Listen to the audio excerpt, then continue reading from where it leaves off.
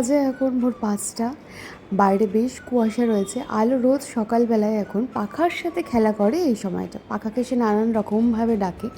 তা আমরাও এখন জেগে বসে আছি অগত্যা, কী করব।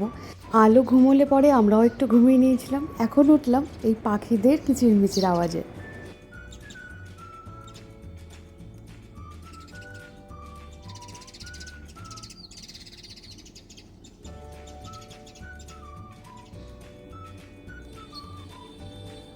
জীবনের এটাই একটা বড় চাওয়া যে জীবনের প্রতিটা সকাল যেন পাখির ডাকে ঘুম ভাঙে, এতটা শান্তি যেন জীবনে থাকে। এখন বাড়ির সবাই ঘুমোচ্ছে, আমি শুয়েছিলাম কিন্তু আর ঘুম আসেনি, তাই উঠে পড়েছি। ভাবলাম এক কাপ চা করে খাই, মাথাটাও ছাড়বে। হাই, আমি দিয়া, আর আমার একটা নতুন ব্লগে তোমাদের সবাইকে অনেক অনেক ওয়েলকাম। তবে এই এক কাপ চা করে খেতে আমার 3বার ব্রেক হয়েছে। আলো বারবার উঠে যায় ওর পাশ থেকে উঠলে, মানে ওর পাশে আমাকে শুয়ে থাকতে হবে। এমনও অনেক সময় হয়েছে ও আমাকে জাস্ট চোখ খুলে দেখলো, আচ্ছা মা চলে এসেছে, আবার ঘুমিয়ে পড়লো, মানে কোলে নেওয়ারও প্রয়োজন নেই। তবে এটা আমার বিরক্ত লাগে না, এটা আমার বেশ ভালোই লাগে। শুরুতে যখন কিছুই বুঝতাম না কোন কান্নার মানে কোনটা, কেন কাঁদছে, এখনও যদিও অত বুঝি না, তবে একটা তো আইডিয়া হয়ে গেছে কি বলতে চাইছে না বলতে চাইছে। শুরুতে একটু মনে হতো এত কাঁদছে কেন, কি হয়েছে, কেন কাঁদছে, কিছুই বুঝতে পারতাম না। কিন্তু ধীরে ধীরে মনে হয়েছে যে ও তো আর আমাদের মতন বলতে পারে না রাত্রিবেলায় যে একটু বাথরুমে যাব, খিদে পেয়েছে। আমরা যেরকম আমাদের ইচ্ছে মতনগুলো করতে পারি, ঠান্ডা লাগলে গায়ে একটু চাদর দিয়ে নিতে পারি, ও তো পুরোটাই আমার উপর ডিপেন্ডেন্ট। তাই ওর কান্নাগুলো এখন আর আমার একটুও মনে হয় না যে কেন কাঁদছে, বরং মনে হয় ও বোধহয় কিছু চাইছে, ওর বোধহয় কোনো অসুবিধা হচ্ছে বা কিছু বলতে চাইছে। এইভাবে ভাবার পর থেকে আমার খুব একটা অসুবিধা আর হয় না। কথা বলতে বলতে কিছু কাজও সেরে নিয়েছি, আর এখন মিশো থেকে একটা আমি ম্যাক্সি অর্ডার করেছিলাম, সেটাই দিয়ে গেছে। কাজটা আমার এত ভালো লেগেছে, আশা করিনি এতটা ভালো হবে। আর রঙটাও দেখতে পাচ্ছ ভীষণ সুন্দর, একটা হালকা পিঙ্ক কালার। এগুলোই তলায় কুচি দেওয়া নাইটি, শর্ট নাইটি যেগুলো হয়, যদিও আমার শর্ট নাইটিগুলো ফুল লেন্থ নাইটিই হয়, তবে শর্ট নাইটি বেশ ভালো লাগে। সন্ধেবেলায় আমি আর একটু চা খেতে যাচ্ছি অনেক দিন পর। মানে এটা আমাদের 1 মাস ধরে পেন্ডিং যে একটু বিকেলবেলায় চা খেতে যাব, হয়েই উঠছিল না, তাই ভাবলাম আজকে একটু বেরোই। বাইরে বেরোলে তো নর্মালি বেরিয়ে যাই এখন, কিন্তু আমার একটু লিপস্টিক না হলে চলেই না। মানে আমি একটু বাইরে বেরোলে লিপস্টিক আমার দিতেই হবে, তাহলেই মনে হয় যেন অনেকটা সাজ হয়ে গেছে। কিন্তু আজকে একটু সেজেছি, ইচ্ছে করেই সেজেছি। মাঝে মাঝে নিজেকে একটু অন্যরকমভাবে দেখলে ভালো লাগে। সামনে একটা ছোটো ক্যাফে হয়েছে, সেখানে গিয়েছিলাম, এটা আমরা আসিনি কখনো। তাই আমি অ্যাজ ইউজুয়াল কফি নিয়েছি, আর টিটু নিয়েছে লেমন টি। ও আবার চিনি ছাড়া খায়, বাবা আমার পক্ষে চিনি ছাড়া কিছু খাওয়াই সম্ভব নয়। আর নিয়েছিলাম চিকেন ফিঙ্গার, সামান্য একটু স্ন্যাক্স আর কি। সন্ধ্যাবেলাটা একটু দুজন মিলে একটু গল্প করলাম।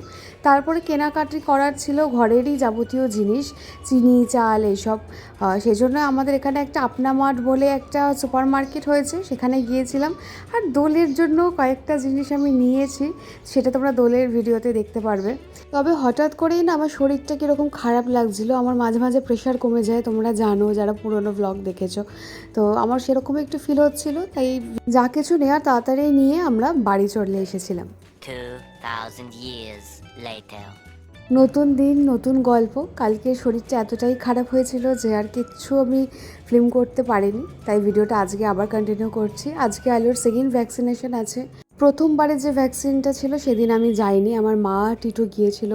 যাইনি তার কারণ হচ্ছে সি সেকশনের পরপর না মানসিকভাবে আমার মনে হয় আমরা একটু দুর্বল থাকি। আমি একটুতেই খুব কাঁদছিলাম, একটুতেই মানে পাজল ফিল হচ্ছিল।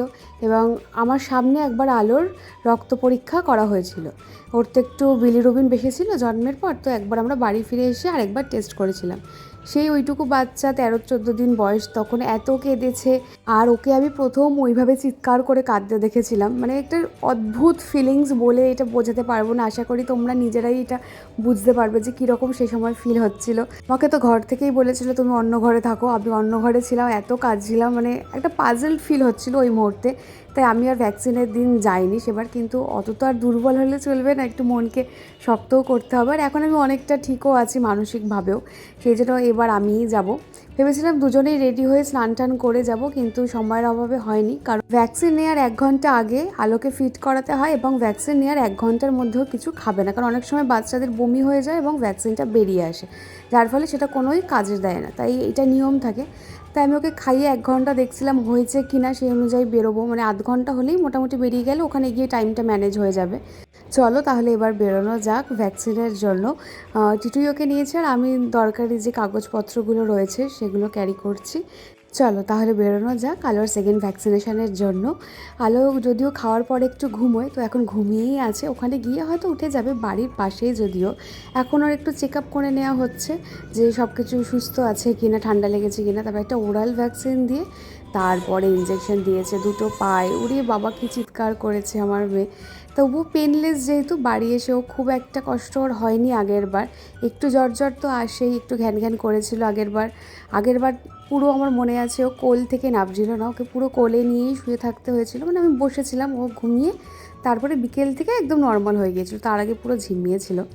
ফিরে এসে আমি ওকে ফ্রেশ করে জামাটা ছাড়িয়ে দিলাম। বাইরে থেকে এসে আমি ওই জামাটায় রাখি না, ওকে সাথে সাথেই চেঞ্জ করে দিই। কারণ দেখো অনেক কিছুর কন্ট্যাক্টে আসে, তো এখন তো খুবই ছোট, আস্তে আস্তে ইমিউনিটি বাড়বে যখন তখন ওকে আমি সবই করাবো। কিন্তু এখন একটু মেনটেন করতেই লাগে, এত ছোট বাচ্চা যেহেতু। ওকে ফ্রেশ করিয়ে এবার আমিও একটু ফ্রেশ হয়ে নিয়েছি। এই যে সোপটা আগের দিন এনেছিলাম, ওটা ভীষণ ভালো গন্ধ। আমার একটুখানি গন্ধওয়ালা জিনিস খুব ভালো লাগে। বডি ওয়াশ আমি নানান ধরনের ব্যবহার করতে খুব ভালোবাসি। আগের ভ্যাকসিনেশনের সময়ই বলে দিয়েছিল 1 ঘন্টার মধ্যে ব্যথাটা শুরু হবে, তাই আমি আজকে 1 ঘন্টার মধ্যেই সব কিছু কাজ করে নেওয়ার চেষ্টা করছি। এখনও তোকে কিছু খাওয়াতে পারবো না, তাই আমিও কাজটা সেরে 1 ঘন্টার মধ্যে তারপরে ওকে খাইয়ে ওকে প্যারাসিটামলটা দিয়ে দেবো। প্যারাসিটামল ওকে দিতে বলেছে 10 ফোঁটা, দিনে 2 বার দেবো, সকালে একবার রাতে একবার। ডাকো ডাকো পাখাকে ডাকো। পাখা আসছেই না, হ্যাঁ পাখাটা আসছেই না।